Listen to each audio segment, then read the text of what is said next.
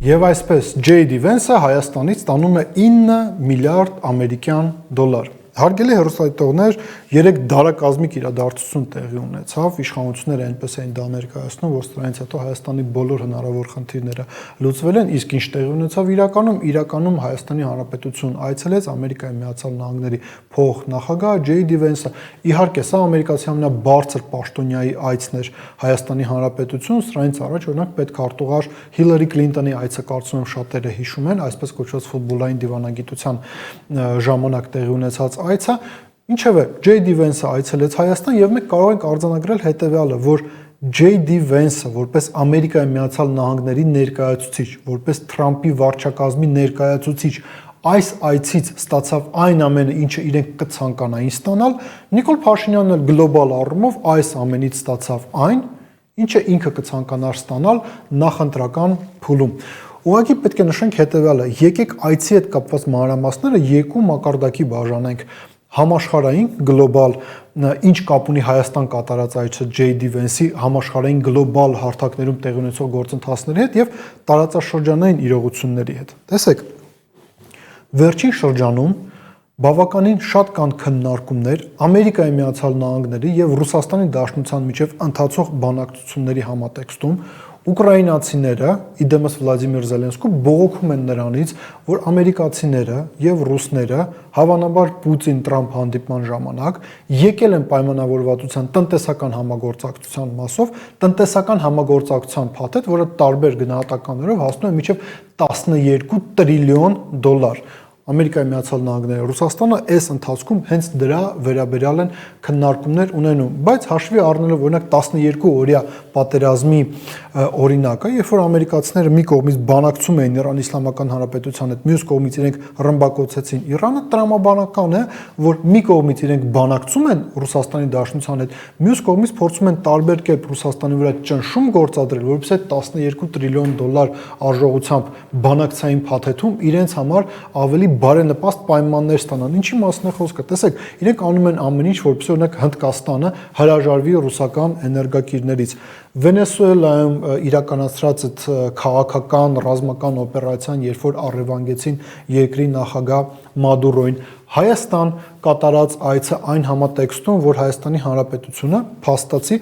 ամրագրում է այն, որ ինքը ոչ միայն միանում է հակաիրանական կոալիցիային, այլ նաև Ռուսաստան, Ամերիկայի Միացյալ Նահանգներ այս տնտեսական նաև բանակցությունների համատեքստում նա պատրաստ է լինել այն խաղաքարտը, որը ամերիկացիները կարող են եւս օգտագործել ընդդեմ Ռուսաստանի, ուղղակի այստեղ նրբերանգը կայանում է նրանում, որ մենք պետք է վճարենք նրա համար, որ մենք դառնում ենք խաղաքարտ ամերիկացիների ձեռքերում ընդդեմ Ռուսաստանի Դաշնության։ Եթե մենք այս համատեքստում ենք դիտարկում J.D. Vance-ի այց, ապա հերթական անգամ կարող ենք ասել, իրենք ստացան այն, ինչ ուզում էին, ինչ իրենց անհրաժեշտ էր, որովհետև Հայաստանի Հանրապետությունը համաձայնություն է տվել Ամերիկայի Միացյալ Նահանգներից գնել մոդուլային ատոմակայան, առնվազն 5 միլիարդ դոլար, նույնիսկ իշխանական հարթակներն են սա ընդունում, Հայաստանը պետք է ծախսի այդ մոդուլային ատոմակայանը գնելու համար, մենք հասկանում ենք, որ նաև պետք է ծախսի բավականին զգալի գումար այդ մոդուլային ատոմակայանի աշխատանքները ապահովելու համար, ու կա եւս մի կարևոր նրբերանգ, այսօր էլ Նիկոլ Փաշինյանը հանդիպել է Nvidia կազմակերպության փոխտնօրենի հետ, եթե չենք սխալվում, եւ այնտեղ քննարկվել է դատա կենտրոնի վերաբերյալ աշխատանքների մեկնարկի եւ այլ կարևոր հարցեր։ Nvidia-ն կարող է Հայաստանում ներդրումային ծրագիր իրականացնել, բայց իրենք եթե ներդրում են իրականացում եւ դատա կենտրոնը կառուցվում է, այդ դատա կենտրոնին անհրաժեշտ են էներգոգեներացիաներ։ Այդ էներգոգեներացիաները պետք է ապահովի ամերիկյան մոդուլային ատոմակայանը, այսինքն արձանագրենք այդ ատոմակայանը, եթե նույնիսկ կառուցվի, նա շատ հավանական է, որ ընդհանրապես կապ չունենա Հայաստանի էլեկտրոցանցի հետ, բաշխիչ համակարգի հետ, այլ սպասարկի կոնկրետ ամերիկյան ընկերության շահ, բայց սրա մասին մենք դեռ կհասցնենք խոսել, առավել եւս իշխանությունները փորձում են համոզել հետեւյալը, դե ճիշտ է, դուք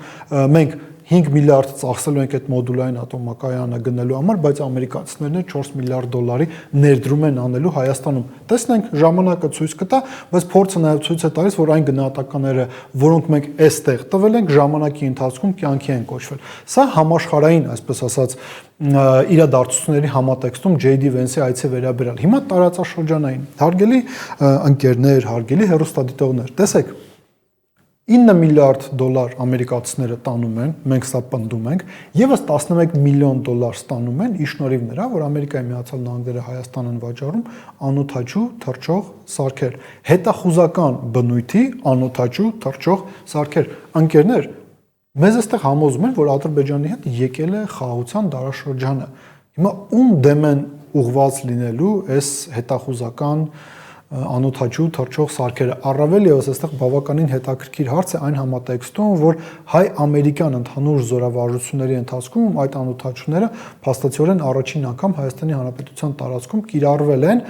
Այս հարցին երևի ճիշտ կլինի, որ պատասխանեն նաև Իրանի Իսլամական Հանրապետության մեր գործընկերները, որոնք երկար ժամանակ կարծում են, որ իրենք կարող են այնպես պայմանավորվել Հայաստանի Հանրապետության իշխանությունների հետ, որ ամերիկյան սուրը Հայաստանի Հանրապետության տարածքից Իրանի համար վտանգ չի ներկայացնի։ Իդեպ նաև Իրանի մասով հարգելի ընկերներ, հարգելի հեռուստադիտողներ, Ամերիկայի Միացյալ Նահանգները Իրանում վերջին բողոքի ցույցերից հետո 25% մաքսատուրք է մտցրել բոլոր այն երկրների համար, որոնք Իրանի Իսլամական Հանրապետության հետ առևտուր են անում։ Մենք Իրանի Իսլամական Հանրապետության հետ առևտուր ենք անում, մոտ 50 միլիոն դոլարի էլ ապրանքաշրջանառություն ունենք Ամերիկայի Միացյալ Նահանգների հետ, բայց Դոնալդ Տրամպի որոշման արդյունքում մենք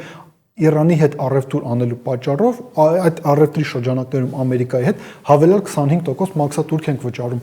J.D. Vance-ի այցի արդյունքով Նիկոլ Փաշինյանը կարողացավ որպես Հայաստանի Հանրապետության ղեկավար բանակցություններով հասնել նրան, որ այդ արգելքը, այդ մաքսատուրքերը գոնե Հայաստանի մասով հանվել։ Տեսեք, մենք ունենք օրինակ Հունգարիայի վարչապետին, ով անկախ նրանից, թե ինչ որոշումներ է կայացնում Եվրամիությունը, հրաժարվում են իրենք ռուսական էներգակիրներից, թե ոչ, կարողանում է ուղիղ բանակցությունների արդյունքում հասնել նրան, որ Ռուսաստանը շարունակում է Հունգարիային մատակարարել էժան էներգակիրներ։ Նիկոլ Փաշինյանը, այն էլ որ ասում է, որ Ամերիկայի Միացյալ Նահանգների հետ մեր հարաբերությունները աննախադեպ մակարդակի են հասել, կարողացել է հասել նրան, որ 25%-անոց մաքսատուրքերը չեղարկվել են։ Ինչևէ, ամփոփելով նաև մեր այսօրվա զրույցը, պետք է նշենք հետևյալը.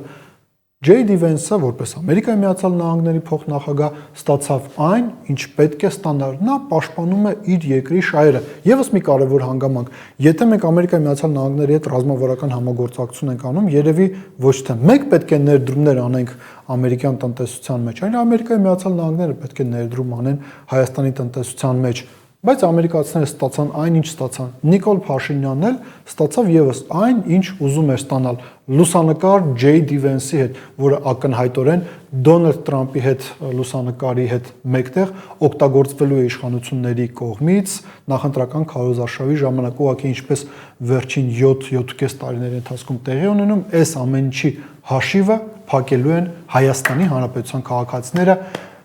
իրենց գրպանից։ Մտածեք այդ մասին։